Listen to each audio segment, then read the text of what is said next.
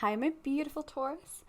Welcome to your birthday horoscope. It's May 2020. Happy birthday, Taurus. Whether you're April born or a May born, I hope you have a very, very happy birthday. I know that the world's a little bit weird at the minute, but you can still have a great birthday. This is a fantastic month in many ways. It's also a very complicated month in terms of astrology. Obviously, your ruler is going to go retrograde. You're probably already feeling a little bit of that shadowy effect of Venus being retrograde. It's actually going retrograde in your second house, which is so interesting because you rule the second house. So Venus being retrograde in Gemini is going to feel almost a bit as though it's retrograding in your sign for you. So what does that mean exactly? Well, it is going to be giving you a real self-assessment in terms of how much you value yourself, how much you feel like you're worth. Do you know, I was reading the other day about Taurus, the Taurus love mystery, because love applies to all things. Don't necessarily think it's just romantic sense, but how the Taurus love mystery was all about seeing beyond seeing beyond love as something you can possess. You know, understanding your worth and your value aren't linked in the things that you have. And for a lot of you, it's not necessarily a material thing. I think that there is this idea that Taurus as a sign, as a person, is incredibly materialistic and miserly. I've never really known a Taurus that I would say that about. And it's funny because Al Pacino is a Taurus, and he was in the media recently because I think it was an ex-fiance maybe, had said he was cheap, and I remember someone saying, "Oh, Taurus," and I thought, no, it's just a misconception. Taurus, what this Venus retrograde is going to really get you to look at is maybe where you have undersold yourself for the sake of having something. You know, maybe where you undersell yourself academically, for example, job-wise. Maybe you could do a lot more, but you're worried about the extra stress in terms of the ambition, because Aries season is all about ambition, go, go, go, go, go. And you're more about, no, I'm going to nurture the seeds that I've sown, regardless of what seeds they are. And this is where we start to get a little bit frustrated with ourselves, because we think, well, Page of Swords. Well, I've connected with it. I've began it. It's happened. Maybe I should just stick with it. Or, you know, it seemed really good in the beginning and now it's kind of strange. And this can go for many areas, so please don't, put this on an area where that does not apply. But basically the lesson of Venus retrograde for you, Taurus, is where you could be a bit more good to yourself, I think, where you could be a little bit more financially ambitious. Not right now, but maybe figure out that you could do a bit more, or you could maybe detach a little bit from the finances because you're unhappy where you are. It's more to do with what you deserve on a soul level, what you deserve that would make your heart feel happy, that would make you feel connected. Maybe you're dealing with someone right now who is an air sign, a Libra, a Gemini, or Aquarius. Or maybe straight off the bat in May, right after the Sun and Uranus went conjunct in your sign, you have some unexpected news. Ooh, 10 of Swords. Yeah, you're in your feels. You're in your feels a little bit. I think you're a bit burnt out at the beginning. The true node enters Gemini on the 5th, right? That Gemini energy in the sky, Mercury goes, 3 of Cups. Mercury goes there as well on the 11th. Mercury's comfortable in Gemini, so don't worry about that. The Sun, obviously, the 20th, and then the new moon in the 22nd. So there's a lot of Gemini energy occurring while Venus is retrograde in that sign. So for you, again, emphasis on the worth. And I think for a lot of you, and I'm going to just say it, I think for a lot of you, the full moon in your partnership sector in Scorpio at 17 degrees on the 7th of May, I think it pulls up a bit of emotions for you romantically. I think in terms of your love life, I think it pulls up quite a bit of past pain. And if you're going through something now, You feel the overwhelming flow of emotion through your body. You know when you feel so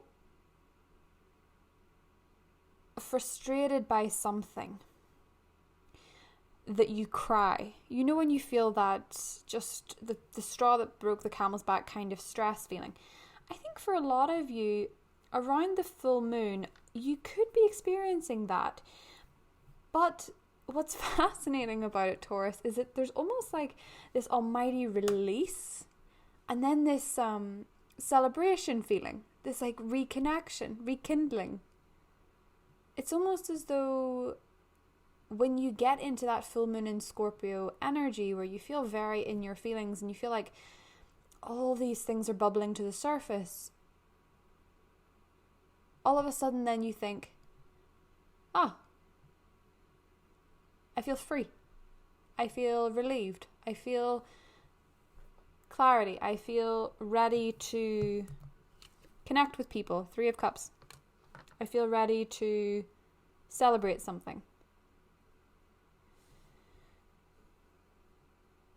Page of Swords, 10 of Swords, 3 of Cups.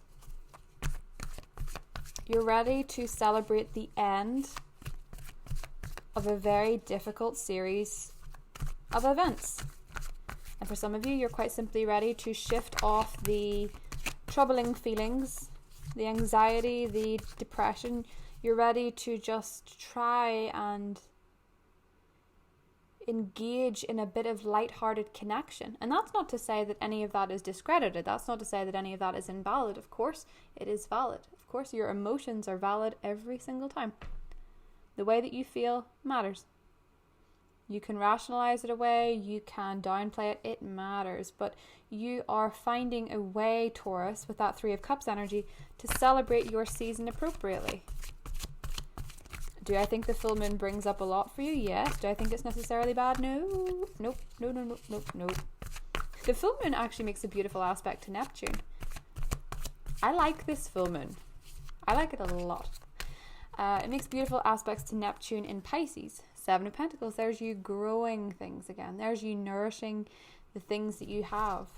See? When you have a 10 of Swords moment, you know what's still living. Some seeds weren't meant to grow. Maybe not right now. Maybe it just wasn't their season. But to continue with the full moon in Scorpio, it's making a beautiful aspect to Neptune in Pisces. Pisces being your 11th house of wish fulfillment, of connections with friends, with connections with humanity. Maybe this full moon is pulling you back to some connections that were lost in translation. Be it friendship, be it old school friends, be it old romantic partners, be it crushes, whatever it is, Taurus. It's showing you, beautiful 8 of Wands. That's so lovely.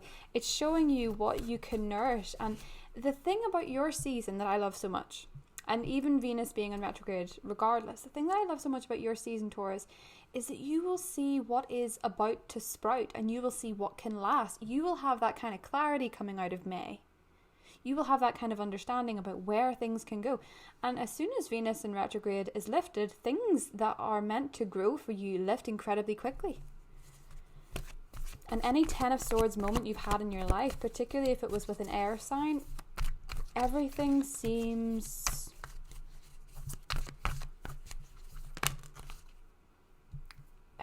seems, beautiful. Oh my goodness. Okay.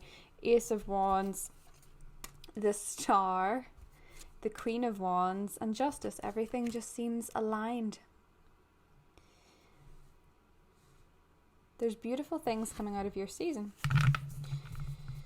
7 of Wands. Now, before we continue with the cards, I have something new that I just like to incorporate into the readings. I was meant to do it at the start. It's these little dice. They're so cute. There are 3 of them. Pardon my grammar. I've been isolated for too long. I don't know how to talk to people.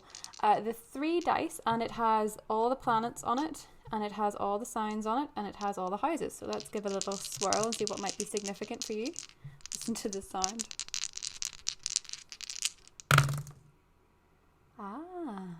So Neptune is yet again very important. 8th house, Scorpio energy. Sagittarius is your 8th house, and we have Leo. Look at that. Interestingly, we have I just put it on Aries. Sorry, Leo, they won't like that.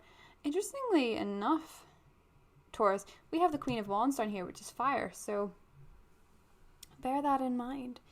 So Neptune, Leo, and the 8th house. Well, there are some secrets coming to a head, I think. There's a lot of clarity coming out of this month. The Leo energy is interesting indeed, because we don't really have much Leo energy going on in the sky, so I think a lot of you are probably dealing with a Leo, particularly down here. The Star, Queen of Wands, Justice, Ace of Wands. So the new areas in your life, the new passions, the new projects, you need to focus on them more for your mental health. I'm not saying that everything's going to take off to dramatic heights incredibly quickly. We know that that's not the world around us. And I know that tarot can be very sensationalized and it can make things seem very dramatic. The Star and the Queen of Wands is putting your passions out into the ether, putting this emotional vibration, this consciousness into the universe, that you are inspired, that you feel excited, that you feel passionate, and it brings back this beautiful sense of karmic reward. It feels very rewarding. There is such an association in the law of attraction, in anything that we do, that when we put out this beautiful vibration, we're doing something we love. First and foremost, when you're doing something, or someone, whatever the case is here, Taurus, when you're doing something that you really, really, really love to do, when you're feeling very inspired by your talents, because you clearly have talents worth utilizing here, when you're feeling very inspired by your talents and you're doing them for the love of doing it and nothing else, the universe has a way of throwing more beautiful feelings and more encounters towards you that feel that way. I think for a lot of you that are dealing with a fire sign, be it a Leo in particular, be it a Sagittarius, be it an Aries, or be it any sign, anybody that makes you feel excited about life, that you love being in their company, I think for a lot of you it could lead to collaboration, justice. It could lead to something legal, be it a marriage, be it a business venture, be it a property investment, whatever it is that you're hankering towards. Taurus with a fire sign, it looks very well aligned. And if this is just you feeling like you really have the passion and the inspiration and the drive to make something happen, to pursue something, particularly if it is in the law, because Saturn is in Aquarius. I'm just looking at the Aquarian energy. Saturn's in Aquarius. Mars is actually in Aquarius right up until the 13th. The Aquarian energy represented here by the star. Aquarius for you being your 10th house of career and prestige. It feels as though for a lot of you Taurus that are looking to have your moment in career, you're getting a newfound passion towards it, where you have this sense of purpose that you could really make a difference. There are things that you really care about. 7 of Wands, 6 of Wands, and the Ace of Swords. Things that you really want to do for yourself, do for other people, do for the world. Clarity on that comes to you in May. 7 of Cups, 2 of Swords, and the King of Wands. And where you are dealing with a fire sign and there seems to be indecision of any kind or uncertainty, there is clarity. Beautiful clarity.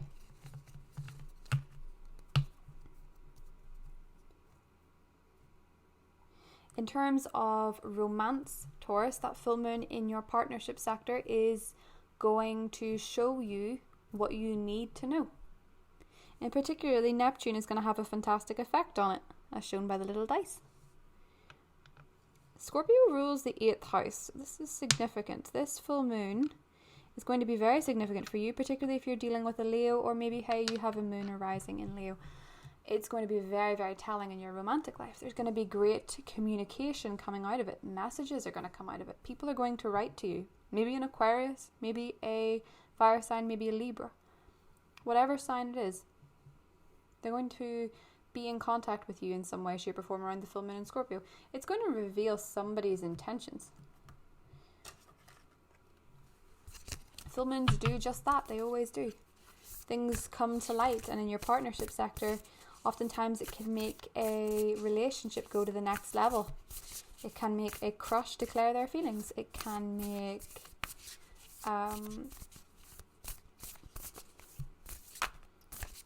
make a business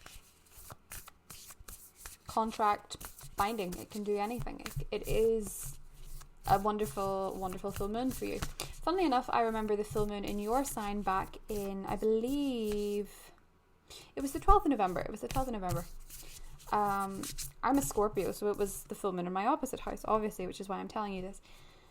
And, don't dim to fit in. How are you dimming your light in order to fit in? Beautiful. Don't do that. You're very, very lit up going towards Gemini season, working through your season. Venus retrograde or no Venus retrograde, Jupiter retrograde, no Jupiter retrograde, whatever it is, you're very lit up here with the desire. Despite Venus retrograde, this is what I was trying to say about the full moon in Taurus.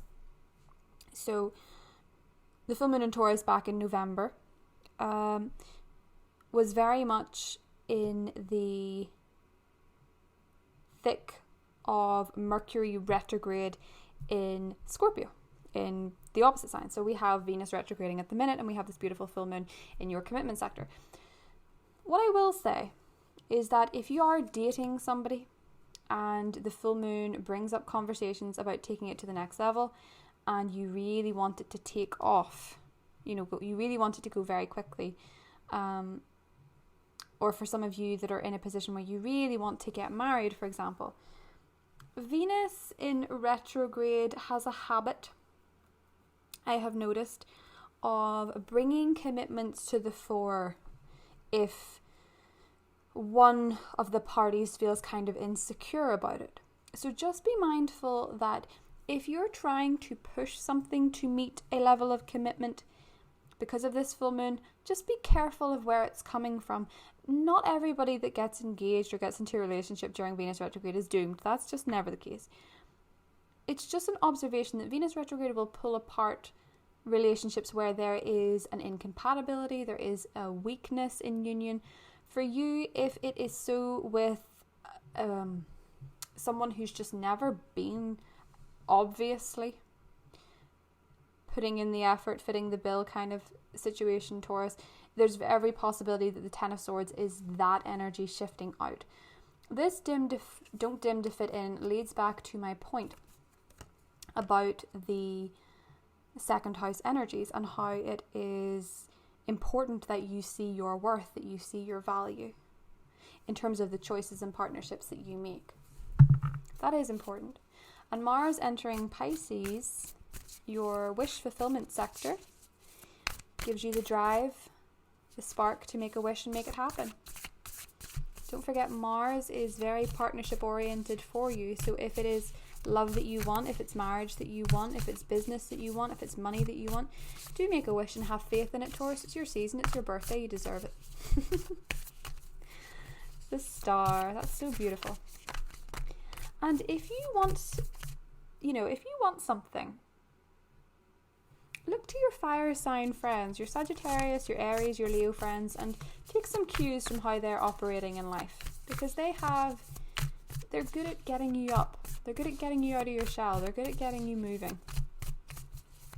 I very rarely see a Taurus without a good Sagittarian friend. The camel. I love it. That camel energy. The camel is all about storing up what you need for a rainy day. He has the water in his hump to take him through the desert so that when things are dry and there's no outside resources, he can draw on that.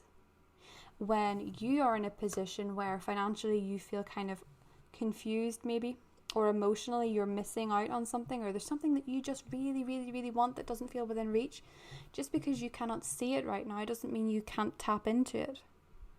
Tap into that inner resource of peace, that inner resource of love, where you feel your most Taurian, where you feel beautiful, where you feel connected, where you feel in touch with the earth.